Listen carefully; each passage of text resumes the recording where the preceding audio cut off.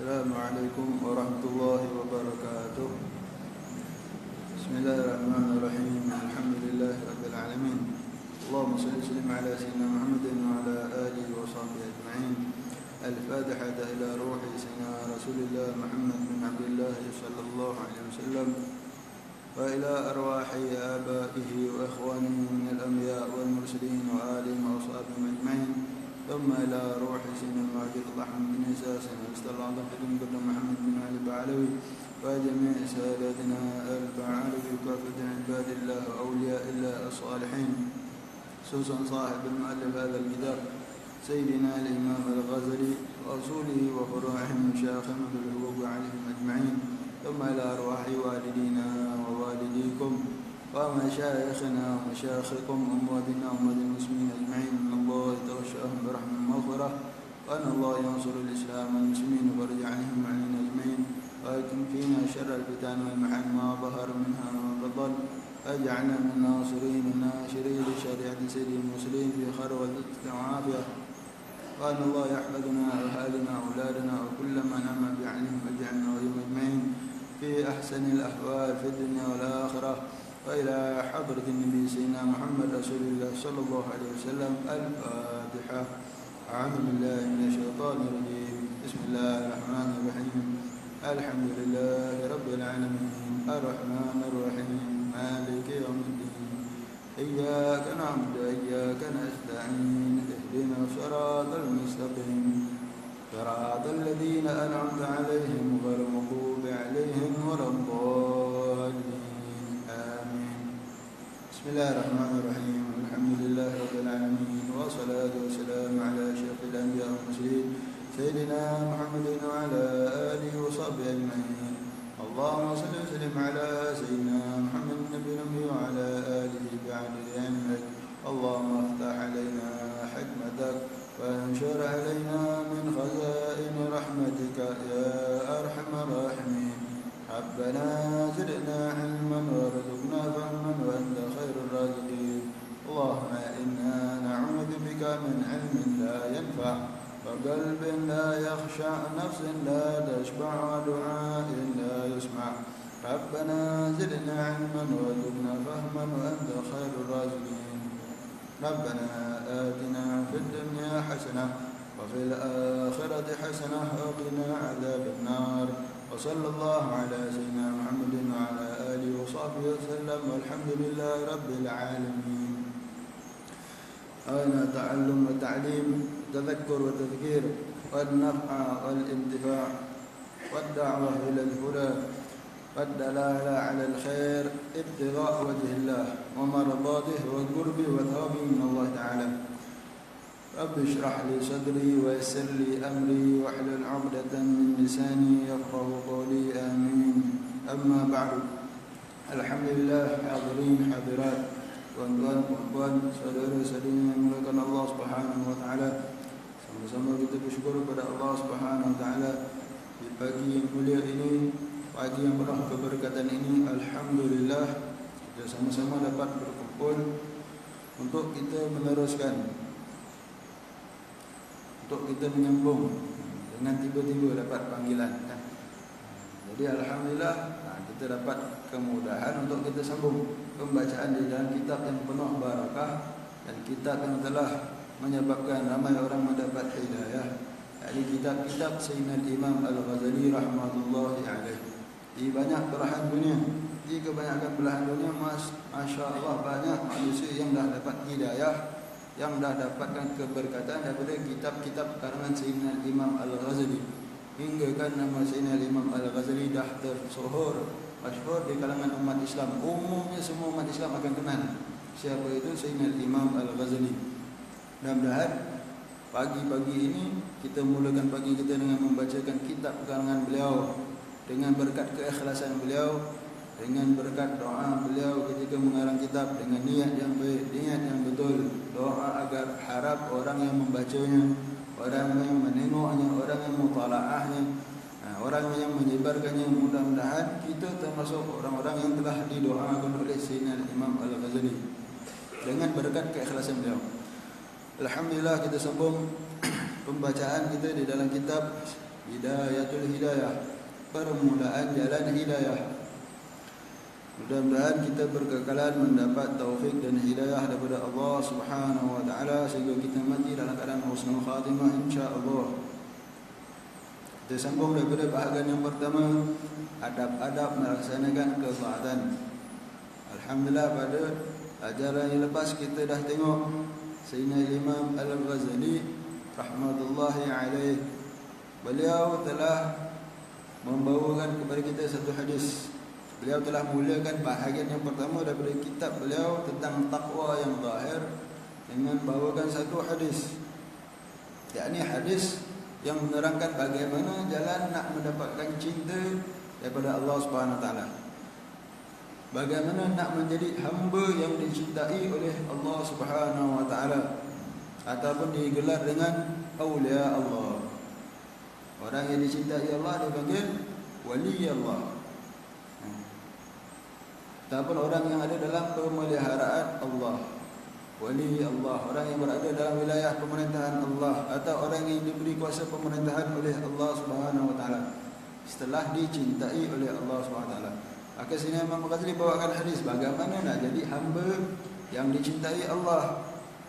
Maka jalannya kita dah tengok hadis tersebut, iaitu tak ada jalan lain melainkan buat apa yang Allah fardukan. Apabila buat apa yang Allah dah fardukan, itulah jalan yang Allah suka. Tak ada yang lebih suka lagi. Buat apa yang Allah fardukan. Yang wajib buat, yang haram tinggalkan, yang sunat perbanyakkan, yang makruh elakkan. Maka jadilah istiqamah terus berkekalan dalam hal keadaan berikut. Maka akanlah jadi sampai orang yang dicintai Allah. Bila dicintai Allah, maka Allah akan bukalah tanda-tanda, tunjukkan tanda-tanda Allah cintakan seorang hamba tersebut, kan? Jadi ada wali Allah yang dia tahu dia tu wali Allah. Dia tahu dia tu wali Allah, telah mendapat kedudukan di sisi Allah. Ini biasanya wali Allah yang besar-besar. Wali Allah yang besar-besar biasanya tahu dia punya kedudukan di sisi Allah. Allah telah muliakannya. Ada yang wali yang dia tak tahu dia itu wali. Tak kisahlah, kan? Yang penting Allah sayang kat dia, Allah cinta kat dia. Dia tak tahu dia wali. Ada yang wali yang dia tahu dia wali dan dia boleh tahu orang lain wali. Siapa wali dia boleh tahu. Ada tahu wali dia boleh tahu dirinya itu wali, dan orang lain pun wali dia boleh tahu. Allah kurniakan dia derajat yang tinggi sikit. Dia tahu dirinya wali dan orang lain siapa yang wali pun dia tahu. Ada yang wali yang tahu orang lain wali, tak tahu dirinya wali. Ataupun tak tahu orang lain wali, dirinya pun wali, dia tak tahu. Jadi tak kisahlah mana-mana bahagian. Dan wali pun ada banyak tingkatannya.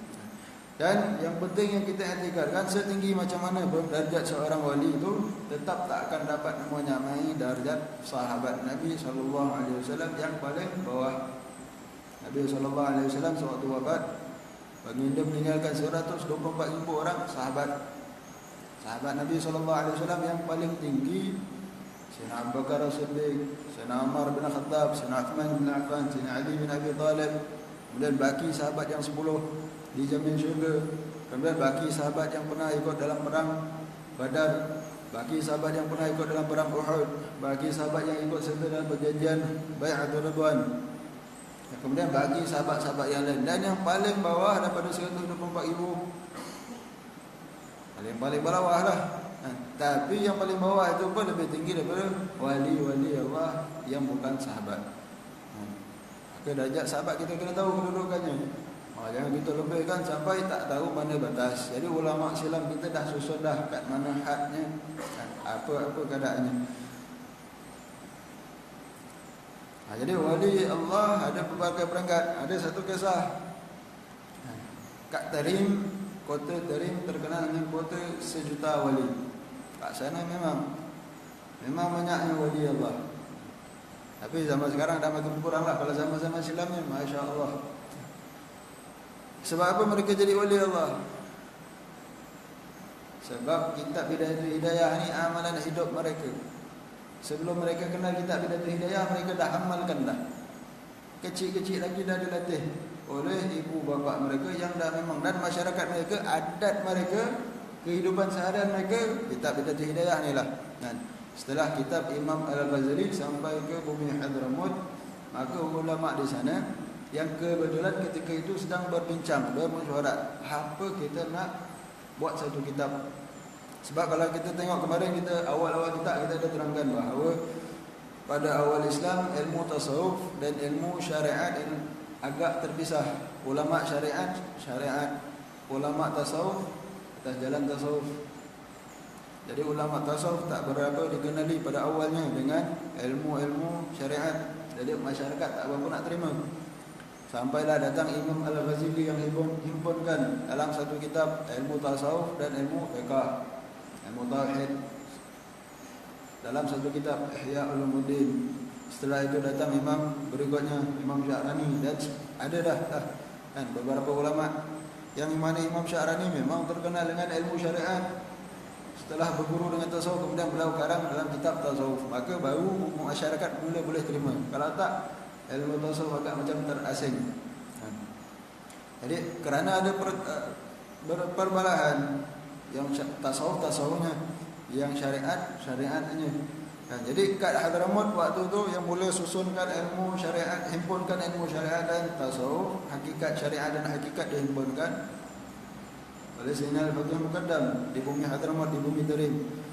Tapi tak ada karang sebarang kitab. Ulama wali Allah dicetak yang ikut perjalanan beliau. Setelah beberapa lama, ulama di sana bincang, bagaimana agaknya kita nak karang satu kitab supaya anak-anak kita boleh baca dan boleh tahu.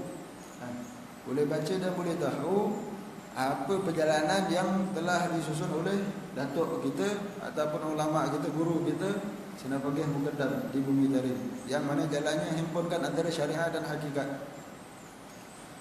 Lalu mereka berbincang sampai orang bawa ataupun perkenalkan dengan kitab-kitab Imam Ghazali. Baru sampai. Padahal Imam Sayyidina Al-Faqih Muqaddam dan Imam Ghazali lebih kurang hidup tahun yang sama, tahun 500 Hijrah. Cuma buminya, tempatnya lain, jauh kan. Bumi Tarim, Imam Ghazali di Iraq. Jadi agak jauh. Jadi kitabnya belum sampai. Lepas berapa 100 tahun lebih mungkin baru sampai kitab Imam Ghazali sampai ke bumi Hadramut. Maka ulama ke sana tengok, cek bilik kitab Ihya Ulumuddin. Maka mereka gembira. Apa yang nak dicerita, apa yang nak ditulis, apa yang nak dihimpunkan tentang tasawuf dan syariat dan hakikat ni memang dah ada disentuh oleh Imam Ghazali. Sebiji betul. Maka mereka isytiharkan, maka inilah perjalanan kita. Apa yang telah disusun oleh Sayyidina Imam Ghazali maka jadi amalan kewajiban. Jadi daripada tahun sekian, zaman Imam Abdullah Al-Idrus sampai ke ini hari, amalan tata tertib kitab-kitab Imam Ghazali khususnya Bidayatul Hidayah ataupun Ihya Ulumuddin telah menjadi sebati adat dalam kehidupan mereka. Tata tertib mereka ikut Ihya Ulumuddin Imam Ghazali, Bidayatul Hidayah. Persis. Mereka belum kenal kitab lagi mereka dah amalkan.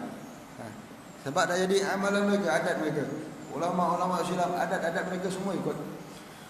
Adik luar biasa kalau kita pergi ke sana, khususnya kalau bulan Ramadan, masya-Allah, dengan hidupnya ibadah. Kalau kita rasa nak malas-malas pun kat sana automatik, sebab suasana satu kampung, satu bandar, semuanya begitu keadaannya.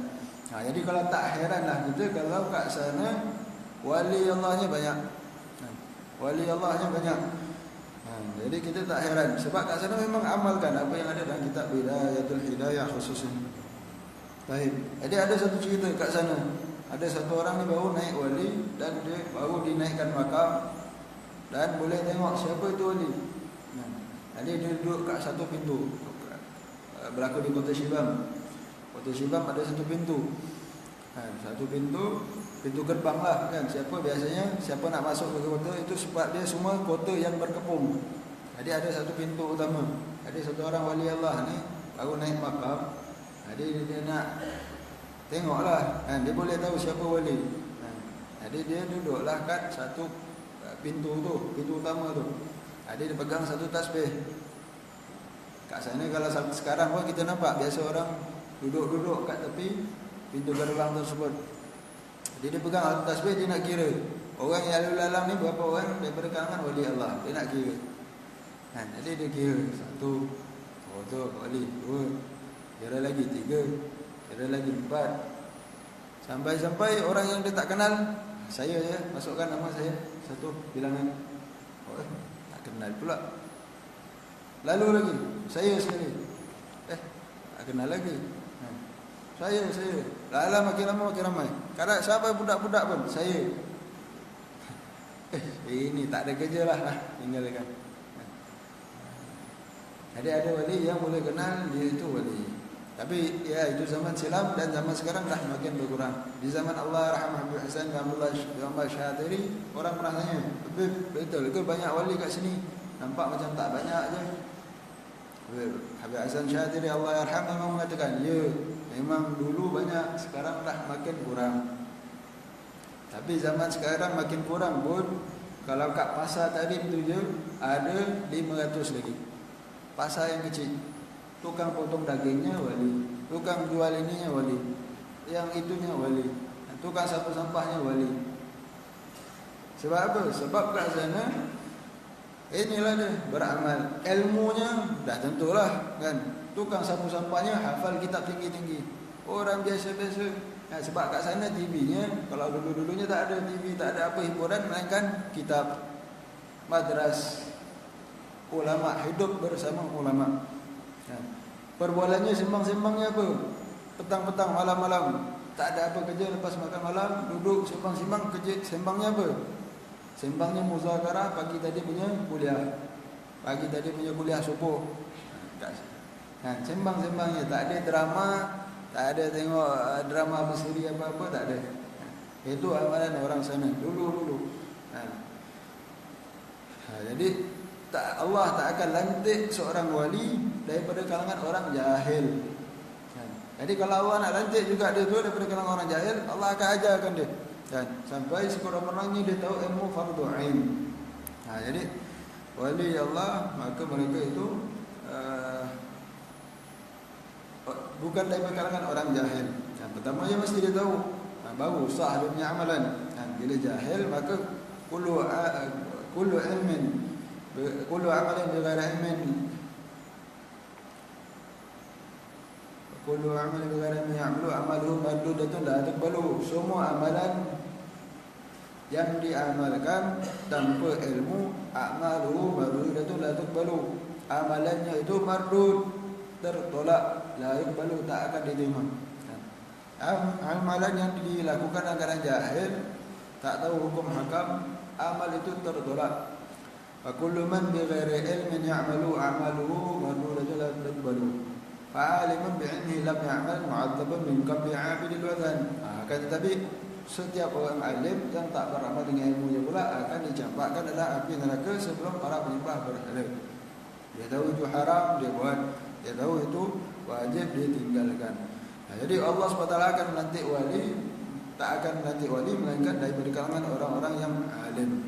Jadi syarat utama mestilah punya ilmu, paling kurang ilmu fardhu ain, ataupun dan baiknya tambah fardhu kifayah.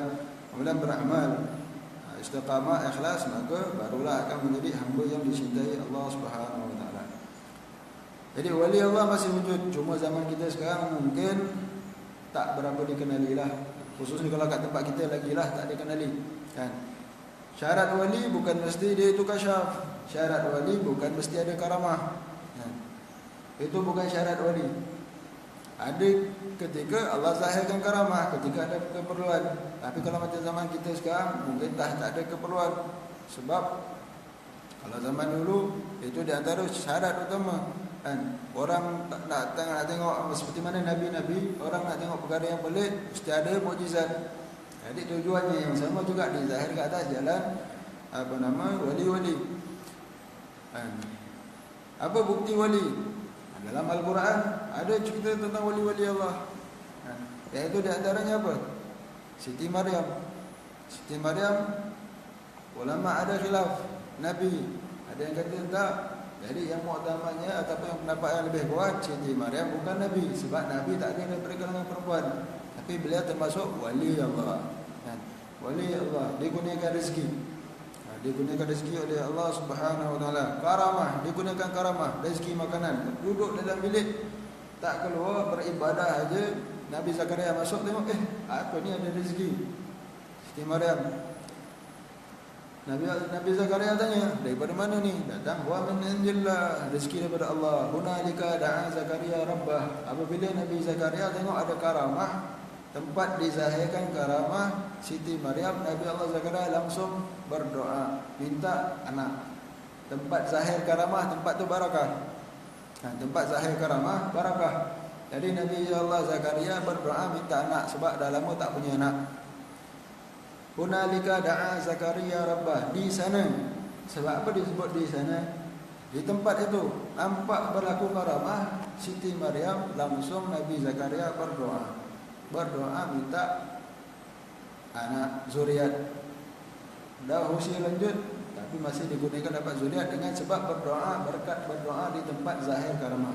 Jadi kalau mana-mana kita pergi tempat yang barakah, tempat yang ini karamah wali, tempat yang pernah berlaku karamah wali, kubur salihin, tempat ibadah salihin, tempat bekas salihin pernah beribadah. Apatah lagi kalau tempat Rasulullah pernah bermunajat di Gua Hira, tempat Rasulullah. Itu semua tempat-tempat barakah. Boleh tak kita berdoa kat situ? Boleh. Asbab doa makbul. Seperti mana Nabi Zakaria berdoa di tempat di sisi tempat berlaku karamah. Dalam Al-Quran diceritakan. Tapi sebagian orang tak faham, ini bid'ah, ini syirik, ini boleh sesat, bertawasul dengan ini makhluk, tak punya. Dia tak berapa nak faham tentang kaedah dalam bertawasul. Tawasul kita bukan yakin dengan itu, tapi kita yakin ambil perantaraan dengan kemuliaan yang Allah telah berikan kepada orang tersebut, hamba salihin tersebut. Maka kita berdoa di sisinya. Baik. Jadi wali Allah disebutkan dalam Al-Quran. Seperti mana firman Allah SWT dalam surah Yunus, ala inna awliya Allah la khawfun alaihim wa la hum yahzanun. Sesungguhnya wali-wali Allah la khawfun alaihim, mereka itu tak takut, wa la hum yahzanun, dan mereka itu juga tak bersedih. Man adali waliyan faqad adantuhu bil harb. Sesiapa yang mengganggu wali-waliku, faqad adantuhu bil harb, maka aku telah izinkan untuk memeranginya. Allah buat pengisyarat untuk memerangi orang yang memusuhi wali-wali Allah. Taib. Ada orang dia bukan ingkarkan wali. Dia bukan ingkarkan wali, dia kata taib, wali memang wujud. Dalam Al-Quran memang disebutkan tentang wali. Kan? Dalam Al-Quran memang ada disebutkan tentang wali. Tapi orang si fulan ni, orang kata wali, saya tak percaya. Sebab apa?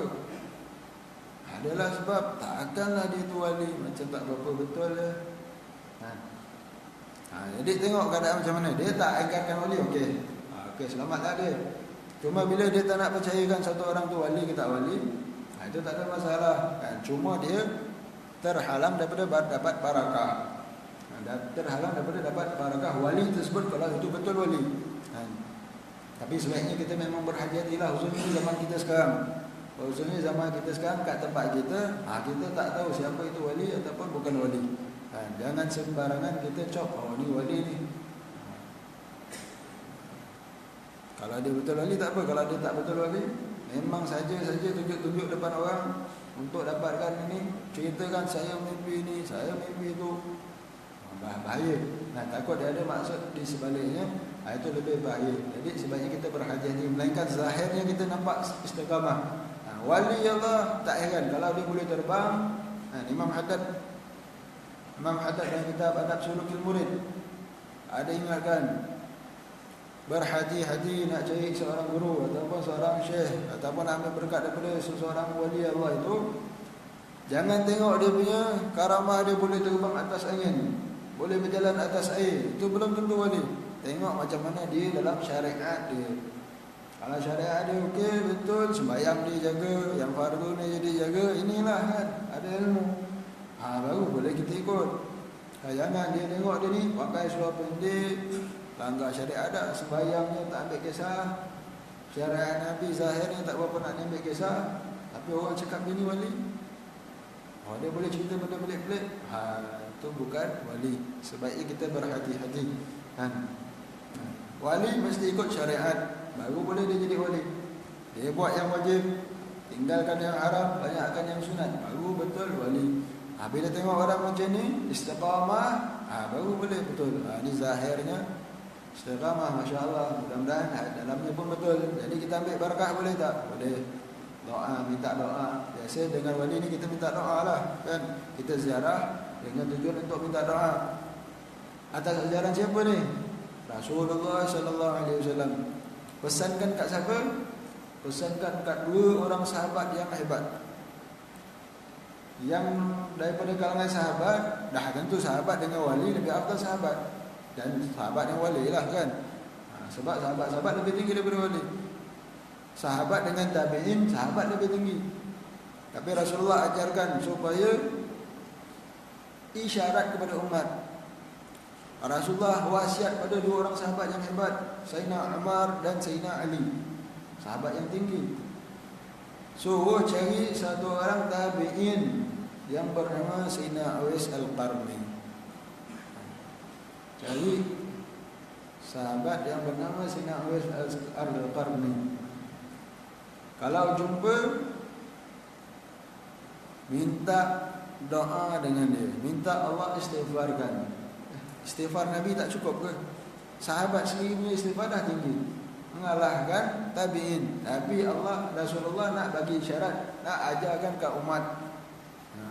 Akan ada satu orang manusia yang afdal. Manusia penduduk dunia tak kenal dia. Kenal dia macam orang biasa-biasa, orang yang darjatnya bawah. Sebab dia memang tak dikenali, tak masyhur, tak menonjol. Tapi langit, malaikat penduduk langit kenal dia. Sayyidina Uwais kan ni tak pernah jumpa Nabi, tapi Nabi tahu dia. Sebab apabila satu orang itu, hamba itu dicintai Allah, Allah akan isyiharkan kepada Sayyidina Jibril. Sayyidina Jibril akan buat pengisyaran kepada malaikat-malaikat di langit. Wahai malaikat di langit, bahawa Allah cintakan si fulan, maka cintalah dia. Maka penduduk langit semua kenal, penduduk bumi tak kenal pun. Sebab apa dia jadi wali Allah? Sebab dia taat kepada ibunya. Dia minta izin dengan ibunya yang dah uzur lah. Kalau ibunya sihat tak apa, ibunya dah uzur. Dia minta izin nak pergi jumpa Rasulullah. Sangat cintakan Rasulullah, hidup zaman Rasulullah, tapi beliau di Yaman. Rasulullah berada di Mekah, Madinah waktu tu. Berada di Madinah. Jadi minta izin dengan ibunya nak pergi jumpa Rasulullah. Boleh tak? Ibunya, siapa nak jaga? Saya dah uzur, sakit begini, perlukan seorang berada kat di sisi. Jadi beliau taatkan ibunya. Dalam hati ni cinta sangat ni. Siapa tak cinta tak jumpa Rasulullah? Hidup sama Rasulullah. Kalau kita pun boleh nak pergi kan. Ini minta izin, ibunya tak pergi. Tak ada siapa, sebab tak ada anak yang lain mungkin. Jadi tak bagi, kita izinkan lah. Jadi beliau punya kecintaan. Jadi dengan sebab taatkan ibunya, khidmat betul-betul jaga ibunya, Allah naikkan darjat beliau. Tanda beliau apa? Beliau dulu punya satu penyakit sopak, penyakit kulit lah. Tapi dengan sebab taat beliau pada ibunya, Allah lantik beliau menjadi wali. Lalu beliau berdoa, Ya Allah, sembuhkanlah penyakit saya ini, kecuali tinggalkan sedikit bahagiannya. Kalau tak silap bawah lengannya lah kan. Tinggalkan sikit. Sebab apa dia nak minta tinggalkan sikit? Sebesar dia dirham. Tinggalkan sikit supaya kalau dia tengok, dia rasa ingat balik dulu dia pernah sakit ni, Allah dah sembuhkan, lalu dia bersyukur. Jadi Sayyidina Umar dan Sayyidina Ali pun cari. Bila ada datang jemaah haji, Sayyidina Umar dan Sayyidina Ali tanya, kat sini ada tak daripada Yaman? Jemaah Yaman semua berdiri, yang lain duduk. Daripada Yaman yang ada tak yang datang daripada daerah Qaran? Semua berdiri, yang lain duduk. Kemudian ada tak daripada kawasan sekian? Ada tak yang bernama Uwais Al-Qarni? Kat sini tak ada. Kalau ada yang kat situ, mungkin dia penjaga kambing-kambing, penjaga unta-unta kami. Panggil, lebih kurang lah kan. Jadi bila dipanggil, kamu ni namanya Uwais Al-Qarni? Ya, saya. Kamu ada Dulu ada satu penyakit yang mana Allah dah sembuhkan, kecuali satu tinggal sebesar satu dirham ada di bawah celah lengan. Ya. Maka doakan Rasulullah wasiatkan kami untuk minta doa istighfar. Minta doa dan istighfar. Maka beliau pun doakan. Kalau ikutkan sahabat lagi afdal. Tapi untuk ajar pada umat, kalau sahabat yang afdal pun pergi cari orang yang mulia ini untuk dapat doa. Jadi apa lagi kita kalau memang zahirnya kita nampak ada satu orang salihin, satu orang wali Allah yang masyhur, zahirnya istiqamah, zahirnya punya ilmu, zahirnya istiqamah dengan yang fardu, tak ada tinggal, tak ada buat maksiat, maka kita carilah orang macam ini untuk jumpa dan minta doa berkah daripada mereka. Itu di antara tujuannya, ambil berkat daripada wali. Kalau kita kenal orang itu wali Allah ataupun salihin lah kan. Sebab satu orang tu tak dipanggil wali melainkan kalau dia mati dalam keadaan husnul khatimah. Bila dah mati husnul khatimah jelas barulah maka akan dipanggil wali Allah fulan, wali Allah fulan. Sebab ada wali yang zahirnya dulunya mula-mula macam wali tapi akhirnya mati suul khatimah, waliyadzubillah. Baru susah Bal'am, Ba'ura, dua nama yang sangat ditakuti berlaku dalam sirah Islam. Kalau dua nama ni disebutkan kalau kat Tarim lah, kat Tarim saya sendiri tengok keadaan di Tarim. Waktu di madras ni kelas pengajian umum untuk masyarakat. Kelas pengajian umum untuk masyarakat maknanya bukan untuk pelajar sajalah, semua masyarakat akan datang 2 kali dalam seminggu. Jadi kalau yang kat sana yang kita boleh tengok yang bersandar kat dinding semuanya masya-Allah, orang dah tua-tua lah ada usia. Jadi kalau tiangnya madrasahnya tiangnya pun banyak tiang. Tiangnya dalam 30 agaknya. Setiap tiang boleh katakan ada satu orang yang memang tempatnya kat situ. Jadi kalau kita yang muda-muda duduk kat tiang tu satu aib. Ini tempat untuk tu. Jangan duduk budak-budak muda pinggang masih baik lagi. Jangan. Jadi kalau itu memang kalau kita tengok sekeliling tu, masya-Allah, orang tu tua betul, usul dengan tongkat masing-masing. Kan? Usia mungkin 80, 70, 90 kan.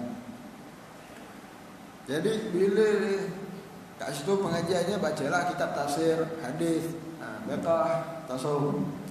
Kemudian dalam kitab tafsir ataupun dalam pengajian lah kan, kadang-kadang terkeluar nama Bal'am, Ba'ura ataupun Barsisa. Kita akan tengok dua tadi yang kat tiang-tiang tadi tu nampak macam tidur. Habib Salim dengan mengajar nampak macam tidur aja. Tapi bila keluar nama tu masing-masing kita akan tengok tunduk takut menangis. Saya nampak sendiri. Nampak macam tidur. Rupanya dengar nama, baru dengar nama belum keluar cerita lagi. Tukang baca, Habib Salim ada tukang pembacanya, pembaca kitab. Jadi bila dibacakan tafsir lah kalau tak silap kajian. Dia sebut nama Bal'am, Ba'ura ataupun Barsisa tentu. Jadi baru keluar nama belum ceritanya lagi. Dengar nama terus tunduk takut menangis. Doa minta Allah pelihara daripada su'ul khatimah. Jadi kalau orang macam ni kita nak tengok dia ni wali kita tak ada rasa ni betul kali. Sebab ada rasa takut dengan su'ul khatimah. Itu memang di antara ketakutan yang ada dalam hati wali. Tapi kalau dia tak ada rasa takut su'ul khatimah, saya wali, awak tak nak minta air dengan saya, awak tak nak cium tangan saya, ini kita takut pula nak panggil dia ni wali ke. Nak suruh kita cium tangan, nak suruh kita ambil air pula dengan dia. Baik, jadi kalau kat sana itu beza keadaan kat sana. Kita tak heran. Wali-wali Allah di sana kita tak ada rasa takut. Jadi wali itu bukan. Sebab ialah dengan keadaan suasana di sana dan saling satu sama lain saling membenarkan. Satu sama lain saling membenarkan. Ziarah Allahyarham Habib Muhammad bin Ali Junaid. Dia jumpa beliau. Lepas ni nak ke mana? Nak ziarah ke rumah sana satu lagi. Masya-Allah itu salihin, kasyaf tu. Dia saling satu sama lain saling membenarkan. Kenapa awak datang ziarah saya? Ziarahlah sebulan, ziarahlah tu, ziarahlah ni. Saya ni apa? Tak ada apa. Jadi saling membenarkan. Yang ni datang, masya-Allah, daripada mana datang? daripada rumah si fulan, Masya Allah dia tu salihin, tawaduk, begini, saling membenarkan. Dia kata, tapi kalau kat tempat kita macam tak ada kontak, jauh lah kan, siapa, tak kenal lah kan. Tu bezanya lah.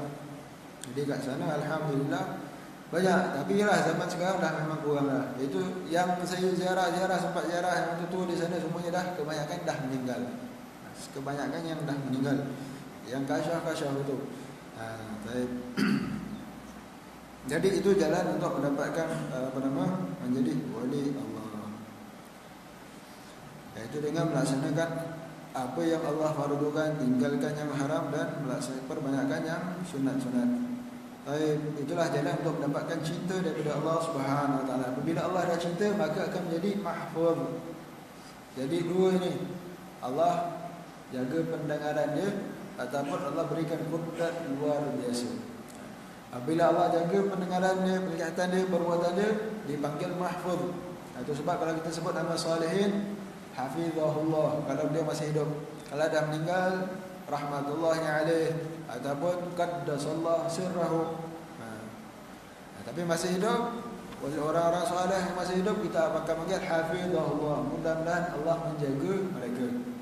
Mudah-mudahan Allah menjaga mereka, hafizahullah, supaya mereka kekal dalam keadaan demikian istiqamah. Meninggal dunia dalam keadaan istiqamah, maka jelaslah dia ni wali Allah kan? Jadi beza antara mahfuz, apa itu orang yang mahfuz? Orang yang terpelihara daripada melakukan haram. Beza dengan maksum, zahirnya macam sama. Apa beza maksum dengan mahfuz? Wali Allah mahfuz, Nabi-Nabi maksum, malaikat maksum.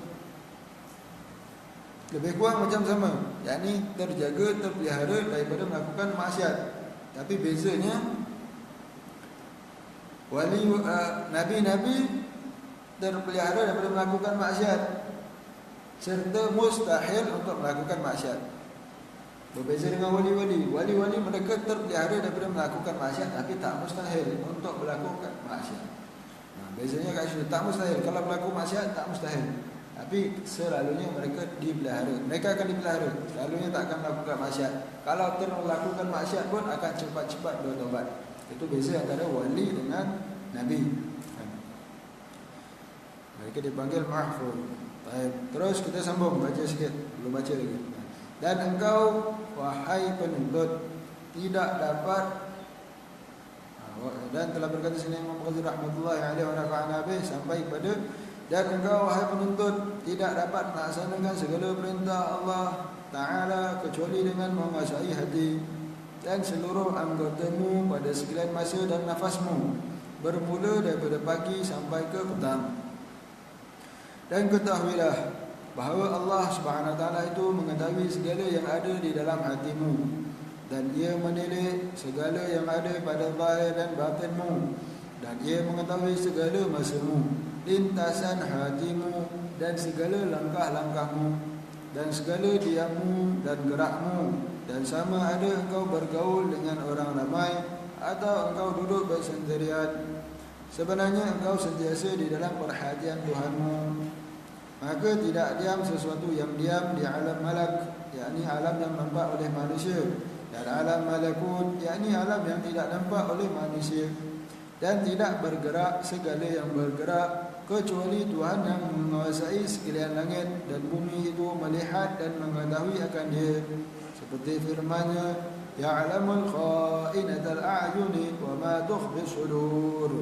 Artinya Ia Allah mengetahui pandangan mata yang khianat dan apa-apa yang disembunyikan oleh hati. Dan firman-Nya lagi, fa innahu ya'lamu sirra wa akhfa. Maksudnya Allah Subhanahu Wa Ta'ala mengetahui rahsia dan yang lebih tersembunyi lagi. Maka jagalah adab-adabmu di hadapan Tuhanmu, baik zahir ataupun batin, seperti beradabnya seorang hamba yang hina, yang banyak membuat kesalahan di hadapan seorang raja yang gagah perkasa. Dan bersungguh-sungguhlah engkau menjalani adab sehingga Tuhanmu tidak melihat engkau di tempat yang Ia larang. Dan jangan sampai engkau tidak ada di tempat yang dikehendakinya kehadiranmu. Dan engkau tidak akan mampu berbuat demikian kecuali bila engkau aturkan masamu baik-baik dan engkau susunkan wiridmu, yakni bacaanmu, daripada waktu pagi hingga ke petang.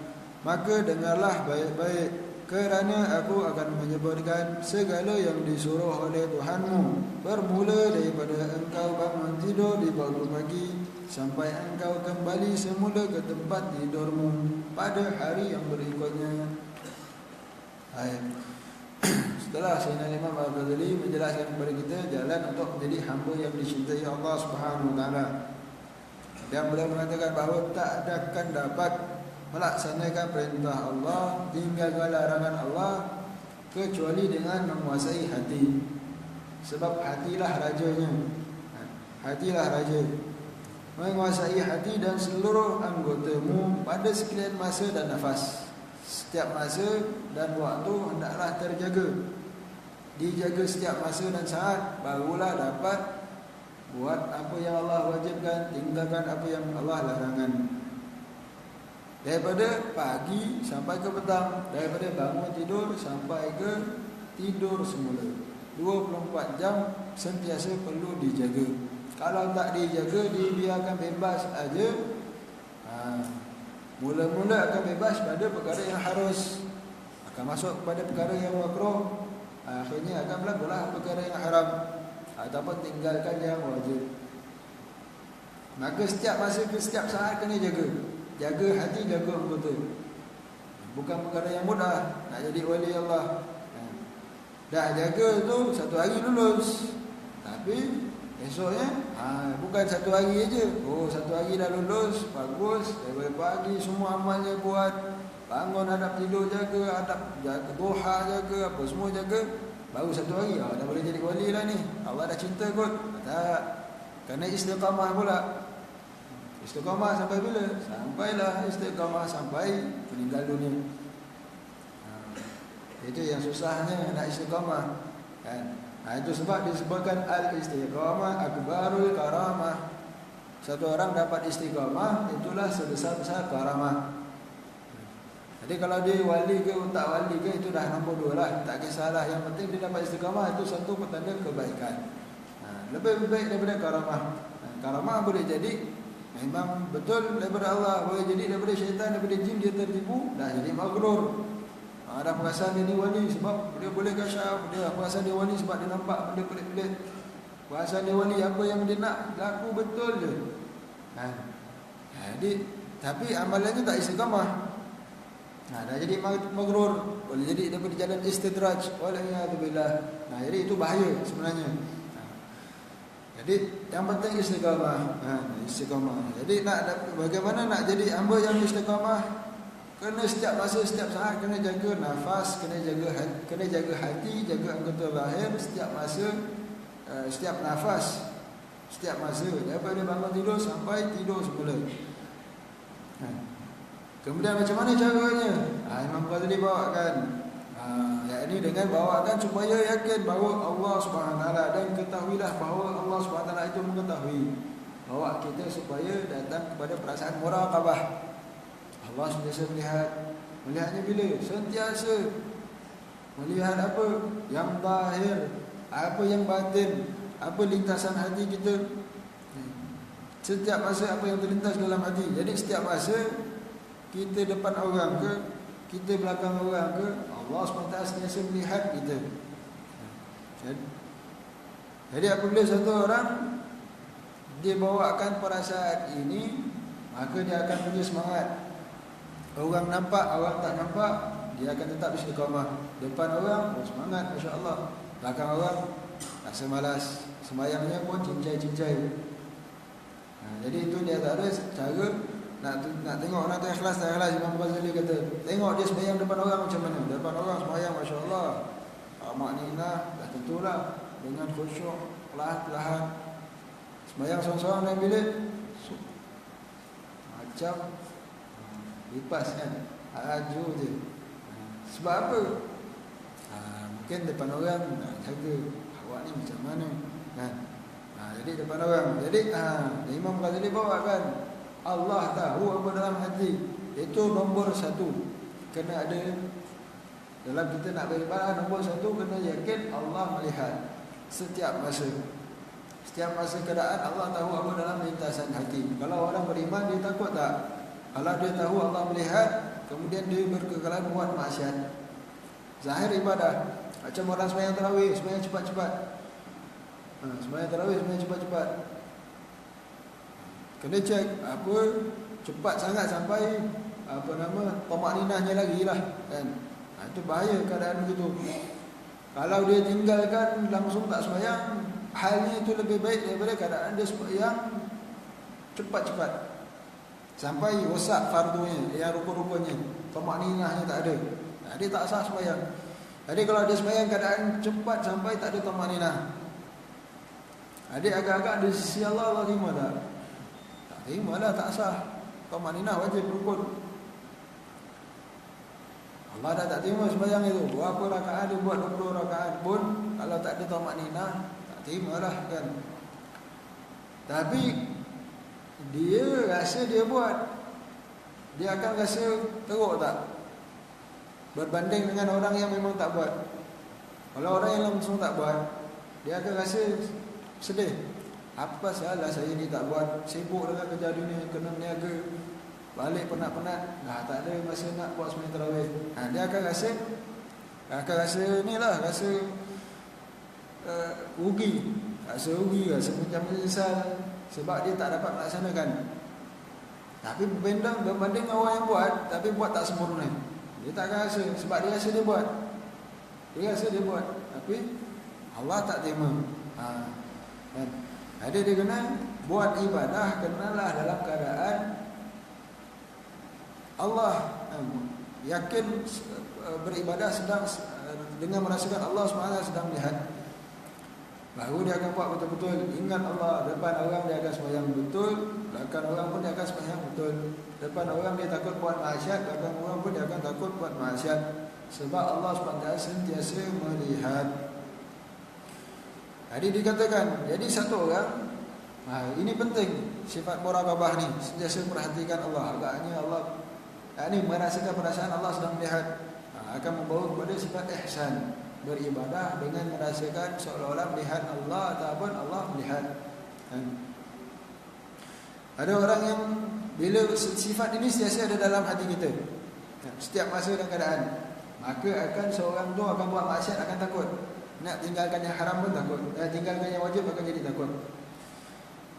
Dia berani tak dia nak buat maksiat, berani tak dia nak mencuri, berani tak dia nak terima rasuah, berani tak dia nak makan benda haram kalau dia bawa sifat ini.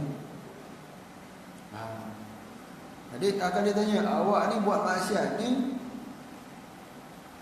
awak yakin tak Allah melihat? Apa jawaban dia? Awak ni buat maksiat, berani betul, awak yakin tak Allah melihat? Kalau tanyalah kan, kalau budak-budak yang buat maksiat, tak puasa ke apa, awak tak puasa ni kan, depan orang boleh lah, awak depan belakang orang, tapi Allah rasa tak Allah melihat? Dia akan diam je lah kan. Sebab apa? Sebab orang buat maksiat, dia tahu kalau dia jawab tak, Allah tak melihat, bagaimana keadaan dia? Keluar dari Islam. Dia akan Allah melihat, cuma keyakinannya itu lemah. Dia buat maksiat dalam keadaan lalai. Dia tak akan buat maksiat dalam keadaan yakin Allah tengah melihat ni, Allah sentiasa melihat saya, Allah tahu isi hati saya. Tapi nak buat maksiat juga. Ada tak orang beriman nak buat macam tu? Biasanya tak akan buat macam tu lah kan. Melainkan orang buat macam tu juga beriman, tapi buat macam tu dalam keadaan lalai.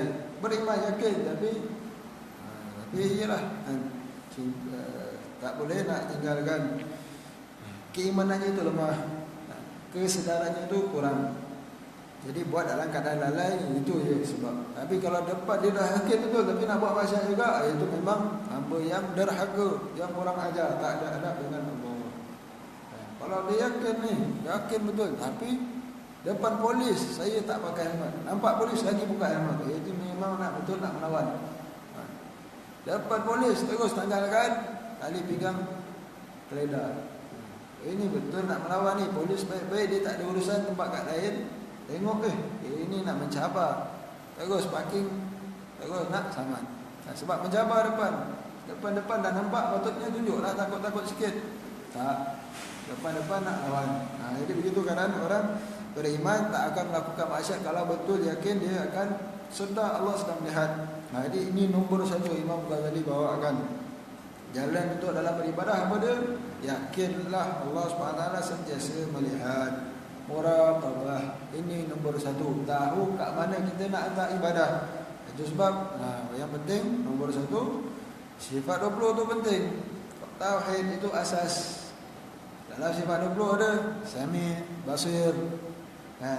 Allah SWT, keadaan Allah SWT yang maha melihat dengan sifat Basir. Allah SWT sentiasa maha melihat yang terang, yang tak, walaupun semut yang hitam di atas batu yang hitam pada malam yang gelap, Allah SWT maha melihat. Allah SWT maha mengetahui, alim, apa yang di lintasan dalam hati manusia, pandang manusia, kha'inatul a'yun wa ma tukhfi sudur. Buat amalan untuk tahu orang, untuk puji orang, untuk orang memuji. Buat amalan sebab nak dapat pujian daripada orang ataupun untuk tujuan yang lain, Allah tahu. Jadi kalau dia tauhidnya dah betul, insya-Allah perjalanannya akan jadi betul. Dia akan jadi takut, akan jadi ibadahnya akan jadi betul. Jadi itu sebab penting dalam pengajian ilmu tauhid. Itu asas kan. Kemudian punanya kat sinilah kan. Itu dalam berkaitan dengan rukun iman. Jadi insya-Allah mudah-mudahan Allah SWT kurniakan kepada kita perasaan muraqabah, sentiasa merasakan Allah SWT sedang melihat kita. Sentiasa Allah SWT sedang mendengar kita. Mudah-mudahan Allah kurniakan kita perasaan ini. Dan mudah-mudahan bila dah ada perasaan ini, mudah-mudahan Allah kurniakan kepada kita untuk beradab dengan Allah SWT setiap masa dan keadaan. Dan kita digunakan beribadah kepada Allah SWT dalam keadaan ihsan. Beribadah dalam keadaan Allah SWT sedang melihat kita. Berdoa dengan yakin Allah sedang melihat kita. Berdoa dengan yakin Allah sedang mendengarkan doa kita. Bila doa dalam keadaan demikian, maka doa demikianlah lebih hampir untuk makbul.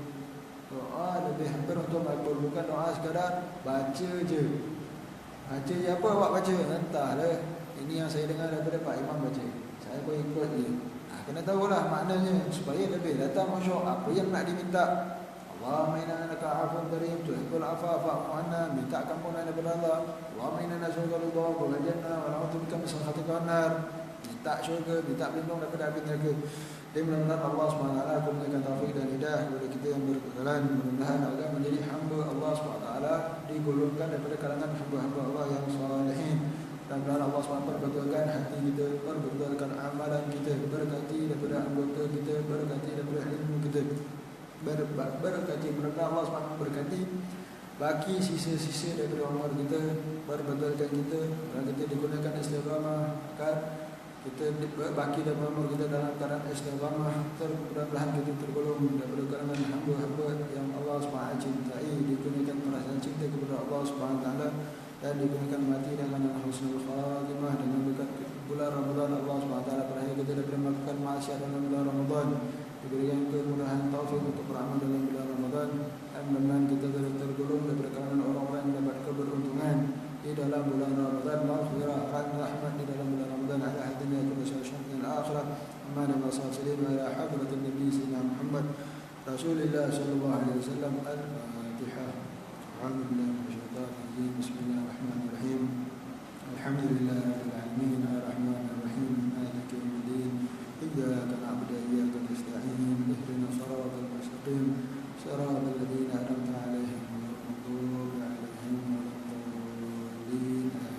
Bismillahirrahmanirrahim. Alhamdulillahirabbil alamin. Allahumma shalli ala sayyidina Muhammad wa ala ali sayyidina Muhammad.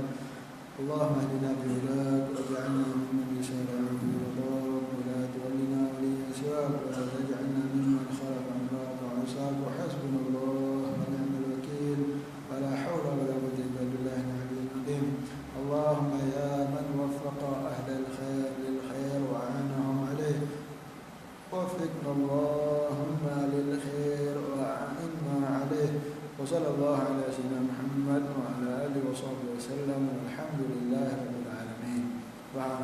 bihamdika asyhadu an la ilaha illa anta astaghfiruka wa atubu